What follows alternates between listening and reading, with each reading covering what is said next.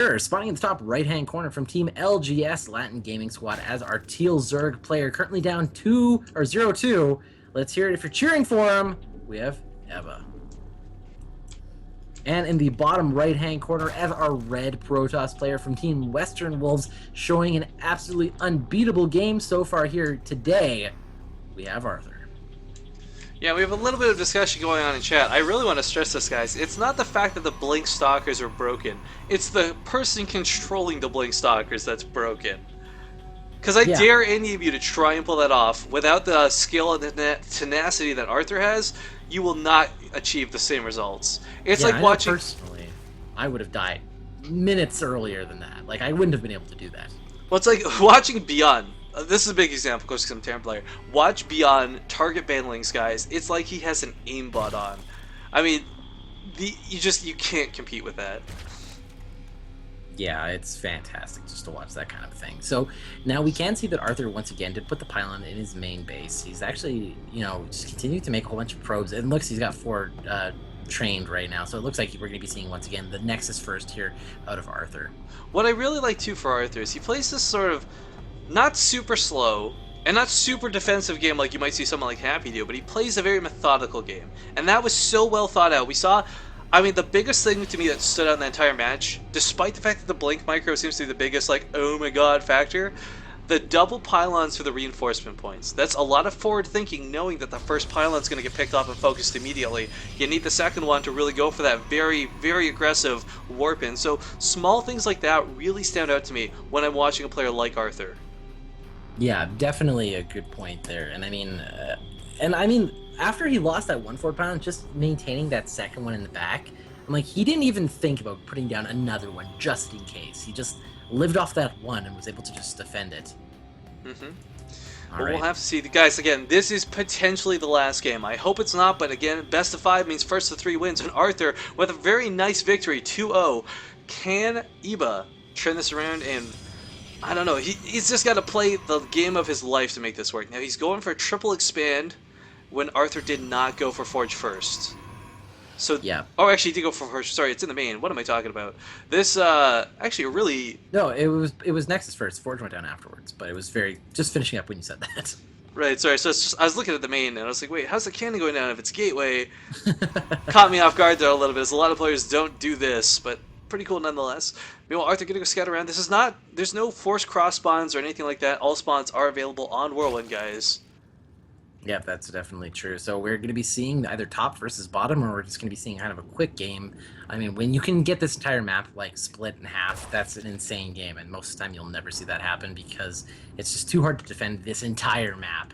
This is really cool, actually. Arthur getting in here and scouting that there are no queens will probably tell him third base is up and running. Yeah, that's definitely a good point. I wonder if he's going to pull back and try to take a look at it. I'm sure he knows it's there.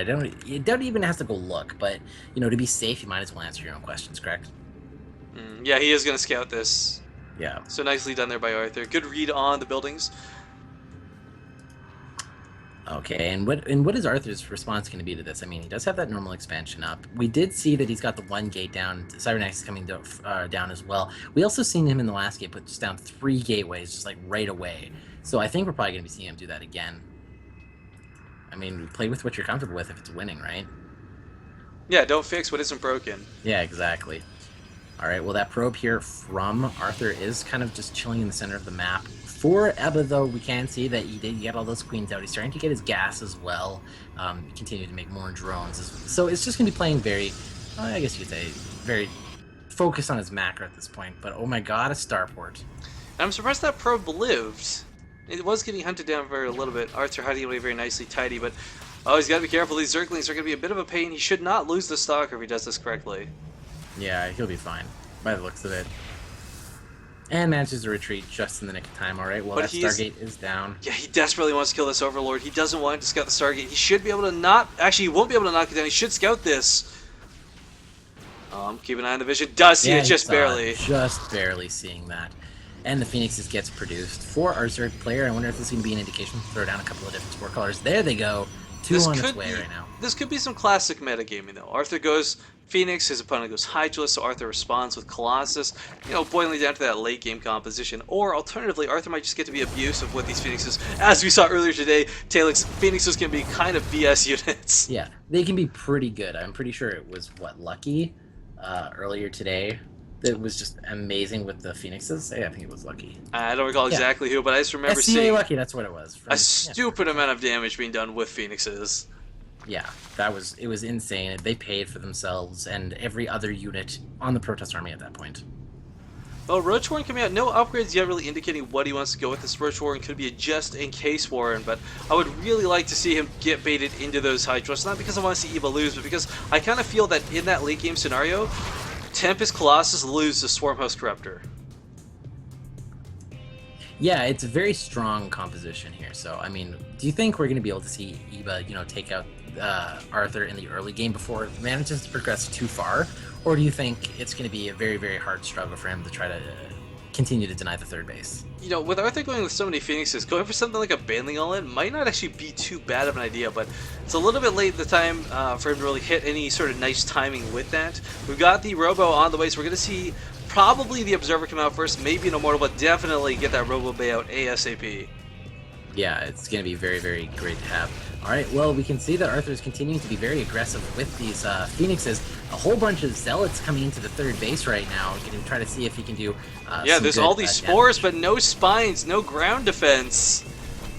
And if the Zealots focus down the spores, suddenly the Phoenixes can come back in and start picking up those larvae, the drones, but we'll pick up one of these roaches, I imagine. There we go.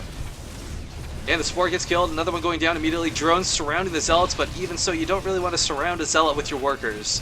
Not a good way to trade, as we see Eva losing so many workers. Oh my god, 12 have been killed, this base has been gutted, and there's no more Spore Crawlers up. Another one about to pop, but even still, one Spore Crawler is more than enough for Arthur to just continue to just run in, pick off, run out.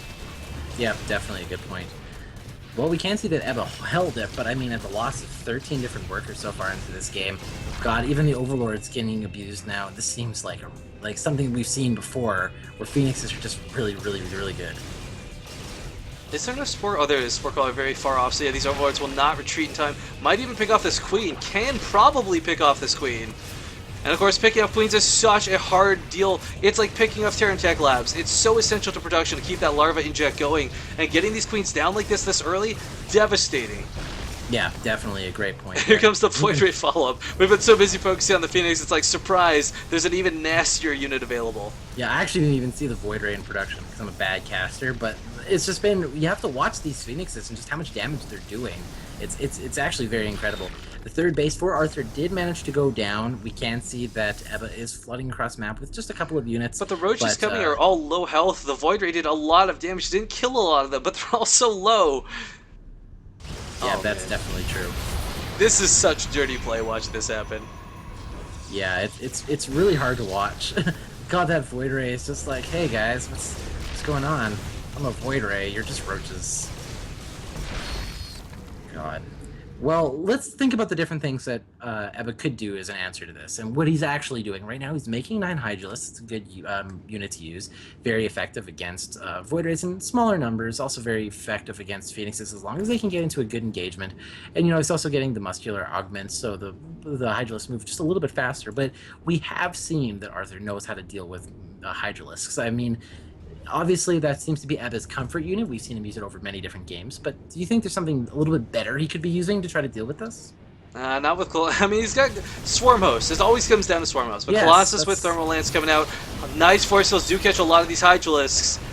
And quite frankly, I wouldn't be shocked if we saw a GG after wiping this out. But you still got these Phoenixes to go through. I mean, these Hydralisks, it's not going to work. It's just not going to work is what it boils down to. Yeah, I completely agree right now. Ebba's still up in supply, only by 9. If you take a look at that worker supply tab right now, he's up by 13 drones to, 76 drones to 61 probes. So, a very, very good number for him, but, I mean, he's got to hit these engagements perfectly. Oh my god, some Hydros actually being caught out of position. I think they were left rallied on attack command. Yeah. More losses that he just can't afford. Look at the resources lost right now, a 5-to-1 ratio. Disgustingly going well for Arthur. Yeah, that's completely true. Now, we see that, Ebba behind this, he has tried to take that 4th base. He's getting a lot of gas right now. He's putting down the Spire, which I think is a good answer. But like you were saying, I would just like to see Swarm Hosts. Just just to be used, just to try to deny this ground army. And it's Hydos in the back to defend against the Phoenix play, but I want to stress too, Alasiba, like it's not like he's playing this poorly. Arthur's just playing so much better. To be in the finals of the StarCraft Ascension $100 Open Tournament, it takes a lot to get there. We saw some really good players sign up today. A kind of homage to our fallen heroes, Kwai Rice. We had Value RSVP. A lot of the StarCraft Ascension guys like Coolman, Lucky, etc. Cold Scars as well. I mean, these players had to fight through a lot to get here. Yeah, and actually prior to the finals, it was Ebba was the one that was kind of just handing people like their red card and saying, "You're getting out of this game. I'm taking you out." But obviously, the reffing is a little bit in another person's favor in this, as Arthur is the one handing out the red cards. Well, let's take a look a little bit up at the upgrades right now. We can see Arthur, he's got the 1/1 right now. He's getting the +2 attack. He's also getting Blink for those Stalkers, which, is basically GG for him, apparently. And then for our Zerg player, the upgrades are just kind of halfway done. He doesn't even have the 1/1 yet. Obviously being very, very focused and being stressed out and all the different things that Arthur's doing, it seems like Ebba's making just a couple of mistakes. He has been slipping up this game, there's no question about it, but when you're down 2 against a player like Arthur, Yeah. I mean, it's so BS for casters to fill time talking about nerfs, but this is one of those times where I really think nerfs came into effect. Oh, I completely agree. It's definitely something that, no matter how good of a player you are, when you're down 0-2 in a tournament in the finals, it's a terrible feeling. It makes you feel sick. It makes you make mistakes. Then you start kicking yourself and hating on yourself even more because of it. Well, this is going to be a maxed out army clashing against a maxed out army. These actually, the Corruptors being chased off by the Phoenixes, as weird as that is to see. We got Stalkers. Yeah. Do we even have Void Rays with us? So yeah, a couple Void Rays mixed in. Mothership Core down here though as well, and this is just looking really good for Arthur. I mean, he not quite A-moving, got some nice control. Phoenixes do what they can, but the Colossus being focused down. Force fields have been dropped, but Colossus are still standing, and without any Corruptors left on the field, I think that's going to be game. Yeah, I can't see. There it is, the GG well played, and Arthur takes today's SCA $100 Open Tournament 3-0 here in the finals. GG. Really well played.